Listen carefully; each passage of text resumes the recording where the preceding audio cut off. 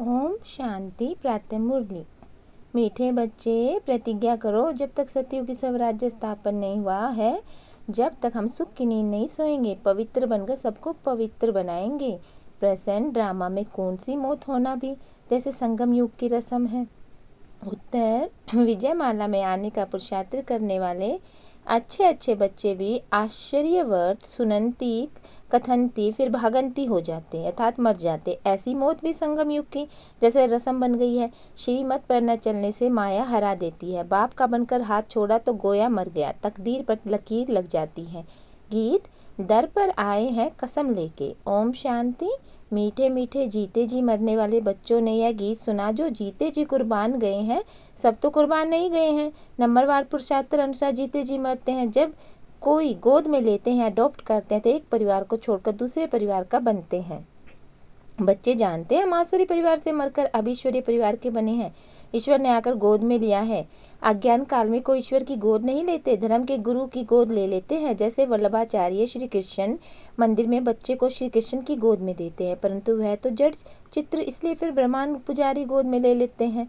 ब्राह्मण वैष्णव बनाने के लिए ऐसे गोद में तो बहुत लेते हैं। बच्चे जानते हैं बरोबर उनकी गोद लेते हैं जो होकर गए। कोई क्राइस्ट की गोद लेते हैं, कोई इब्राहिम की गोद लेते हैं। कब होकर गए, वह फिर कब आएंगे, यह सिर्फ तुम बच्चे जानते हो। अभी तुम जीते जी मरे हो। तुमको एक बाप की याद में रहना है। लौकिक बाप के बच्चे गोद में आते हैं, बाप मर जाता है, बाकी बच्चे रह जाते हैं। यहाँ तुम ऐसे बाप की गोद में है जो बाप तुमको ऐसे मृत्यु लोक से अमर लोक में अर्थात दुर्गति से सदगति में ले जाने वाला है। मनुष्य मात्र का सदगति दाता एक ही है।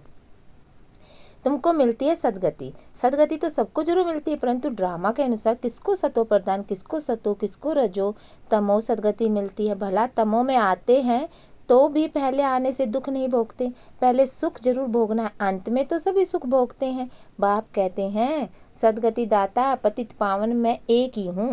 पहले पहले जो आत्माएं आती हैं वह सुख भोगती हैं, फिर दुख में आती हैं। तुम भी नंबरवार पुरुषार्थ अनुसार पहले सतो प्रदान, फिर सतो रजो तमो में आते हो। तुम भी नंबरवार सदगति को पाते हो। मुख्य 8 दाने गिने जाते हैं ना। अब तुम द्रौपदिया हो, बाप के बने हो, तो बाप को कभी छोड़ना नहीं, परंतु श्रीमत पर याद नहीं करते हैं तो फिर माया हाथ छुड़ा देती है। गोद भी ली, शुरू में चलते आए अच्छे अच्छे बड़े मीठे बच्चे जिनको विजय माला में 3-4 नंबर में रखते थे, वह भी आश्चर्य वर्त भागंती हो गई। यह भी संगम युग की रस्म रिवाज है। आश्चर्य वर्त सुनंती, कथनती, मरंती, यह होता रहेगा। कहेंगे ड्रामा में इनका यह मौत थी। बाप का बनकर फिर हाथ छोड़ा तो गोया मर गया, तो भला इस दुनिया में, परंतु जीते जी यहाँ से निकलकर आसुरी दुनिया में चला गया। कोई कारण तो बनता है ना। भला कहेंगे ड्रामा, परंतु श्रीमत पर न चलने से माया हार खा लेती है, तकदीर पर लकीर लग जाती है। ईश्वर का बनने से फिर होती है माया से लड़ाई। बाकी देवता असुरों की लड़ाई नहीं होती, माया असुर है जो जीत पा लेती। अच्छा, अब बच्चे लिखते हैं कि राखी बंधन के त्यौहार पर क्या करें। हर त्यौहार पर तैयारियां तो करते हैं ना। रक्षाबंधन पर्व के उपलक्ष्य में इन एडवांस जाकर राखी बांधते हैं। इसका पूरा रहस्य भी बुद्धि में होना चाहिए। आगे तो ब्राह्मण ब्राह्मणियाँ राखी बांधते हैं, अब यह रिवाज निकलता है कि बहन भाई को राखी बांधती। असल में ब्राह्मण राखी बांधते थे क्योंकि ब्राह्मण जाति उच्च स्वच्छ गाई हुई है। ब्राह्मण असुल सन्यासी से भी ऊंचे हैं, परंतु ड्रामा अनुसार इस समय सन्यासी ऊंचे बन गए हैं। आगे ब्राह्मण राखी बांधते थे, फिर जन्माष्टमी पर वह राखी खोलते थे। जैसे द्रौपदी के लिए कहते जटाई खोल दी। ऋषि लोगों की जटाई भी हमेशा खुली रहती है। पतिव्रता स्त्री होती है, चोटी बांधती है। द्रौपदी ने खोल दी। जब तक हम अपना राज्य नहीं लेंगे, जब तक चोटी नहीं करेंगे। अब तुम बच्चे को सिर्फ अर्थ समझाया जाता है। जब तक हम स्वराज्य नहीं लेंगे तब तक सुख में सोएंगे नहीं। गाते हैं ना, आराम हराम है। अंदर में यह जोश रहता है कि जब तक स्वराज्य नहीं लिया तब तक सुख कहाँ। सुख तो भविष्य में पाना है, इसके लिए पुरुषार्थ करना है। अब तुम जानते हो रक्षाबंधन पवित्र रहने के लिए में प्रतिज्ञा करते हैं कि राखी तात प्रतिज्ञा की बात है। अब यह त्यौहार कब से शुरू हुए, क्यों शुरू हुए, कौन निकला जिसने राखी बंधन की राय निकाली। कोई एक राय निकालते हैं, फिर उसका नाम बाला हो जाता है। यह पति पवित्रता की निशानी है। बहन तो हुई कुमारी, कुमारियाँ बांधती है। तुम गृहस्थी में भी जाकर बांधती हो। कुमार तो है कुमार, बहन भाई को बांधती है। कुमार हो या शादी किया हो, शादी किया हो फिर पवित्र है। यह तो बड़ा मुश्किल है। भगवान कहते हैं कि यह अंतिम जन्म पवित्र बनो, तो बहन द्वारा कुमार भाई को राखी बांधनी चाहिए कि प्रतिज्ञा करो हम कभी विष नहीं पिएंगे। जो है विकारी वह कभी विकार को छोड़ेंगे नहीं। भगवान का फरमान भी नहीं मानते, तो यह कुमार कुमारियों की रस्म चली आई है। और तुम समझते हो कि ये त्योहार भी संगम युग का है। सतयुग में तो ये सब पवित्र है, यहाँ राखी बांधने की दरकार ही नहीं। ऐसे नहीं कि ये सतयुग में लेकर रिवाज चला है। उत्सव बहुत करके संगम युग के हैं। लक्ष्मी नारायण का उत्सव भी अभी मनाते हैं, परंतु उनका महत्व नहीं। श्री कृष्ण जयंती मनाते हैं, परंतु पहले तो श्री कृष्ण को ऐसा किसने बनाया वह बताओ। विचारों को मालूम नहीं है, भी क्लियर कर लिखना। उत्सव सब है। इस समय के सतयुग में ऐसी बात होती नहीं, यह तो द्वापर में कुछ समय बाद फिर शुरू होते हैं। दीपमाला का उत्सव भी सतयुग में नहीं मनाया जाता, जैसे यहाँ मनाते हैं। यहाँ मनाने का अर्थ दूसरा है। उत्सव का महत्व कब, यह समझने की बात है। बच्चों को समझाया जाता है। यह उत्सव इस समय के हैं जबकि शिव जयंती होती है। शिव जयंती के बाद फिर होती है राखी। पवित्र बनने की प्रतिज्ञा करते कि अंतिम जन्म पवित्र बनेंगे, भारत को अथवा विश्व को पवित्र बनाने के लिए। तुम बच्चों के लिए रक्षा बंधन का बड़ा महत्व है। प्रतिज्ञा की जाती है, हम कभी भी पतित नहीं बनेंगे। अब तुम पावन बनते हो। तुम पावन कुमारियों को ही हक राखी बांधने का है। राखी भाइयों को सदैव पवित्र रहने के लिए राखी बांधनी है और सदैव इन गृहस्थियों से प्रतिज्ञा कराने की, पवित्र रहने की। कहते हैं ना, पतित पावन आओ। तो जो गायन है वो भी प्रतिज्ञा कराते हैं। पतित से पावन बनो। बाप आकर प्रतिज्ञा कराते हैं शिव जयंती के बाद रक्षाबंधन, होली के समय अर्थात पवित्र बनो। होली अर्थात पवित्र बनो। दुरिया माना ज्ञान धारण कर, वह फिर पत्थर ठीक कर, गोबर आदि बनाकर क्या क्या करते हैं। तो पतित पावन बाप ही आकर बच्चों को समझाते। जो जीते जी मरते हैं उनमें भी माँ तेले सोतेले माँ तेले का हिसाब किताब जरूर बाप के पास होगा। बाप जरूर बच्चे की सब कारोबार मिल्कियत आदि को जानते होंगे। माँ तेले वह हैं जिनका बाप से पूरा लव है।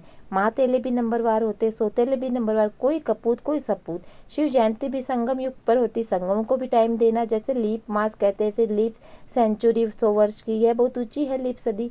20वीं सदी कहते हैं ना, इनमें भी यह सदी जिसमें बाप आते हैं, इसको संगम सेंचुरी कहेंगे।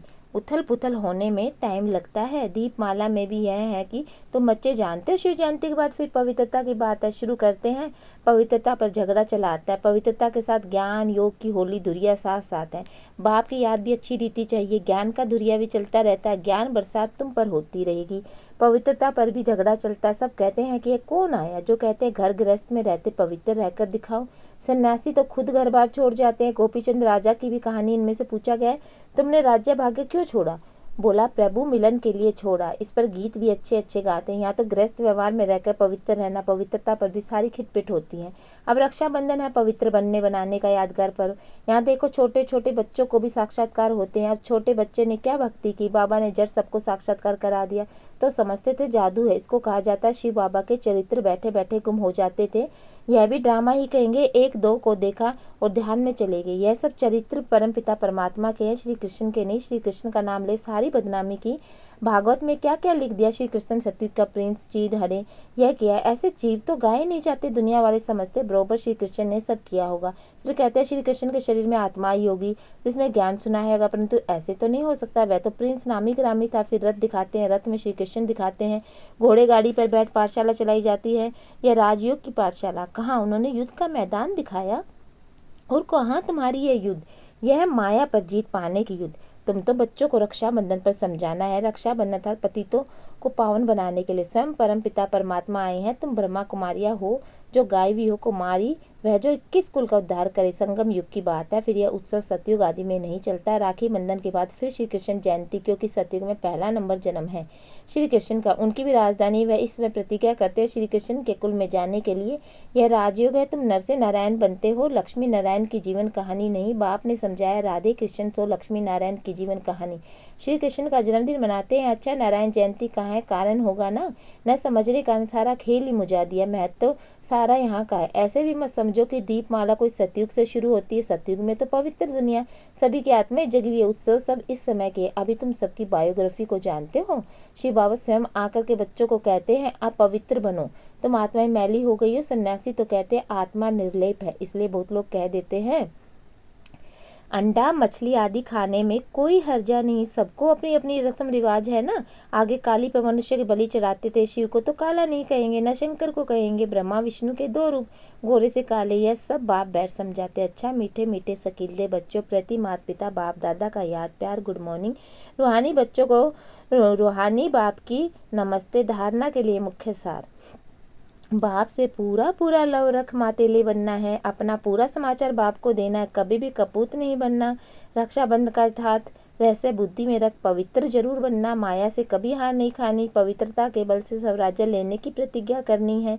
वरदान, सदा मिलन के झूले में झूलने वाले तत्तमम के वरदानी बाप समान भव। जैसे बाप दादा आप मालिकों की आज्ञा को मानकर मिलन मनाने के लिए आते हैं, जी हाजिर का पाठ पढ़कर हाजिर हो जाते हैं, ऐसी तत्तमम अमृत वेले से लेकर दिन में समाप्ति तक धर्म और कर्म में बाप समान बनो। सदा मिलन के झूले में झूलते रहो। इस मिलन के झूले में रहने से प्रकृति और माया दोनों ही आपके झूले को झुलाने वाले दासी बन जाएंगे। सर्व खजाने आपके श्रेष्ठ झूले का श्रृंगार बन जाएंगे।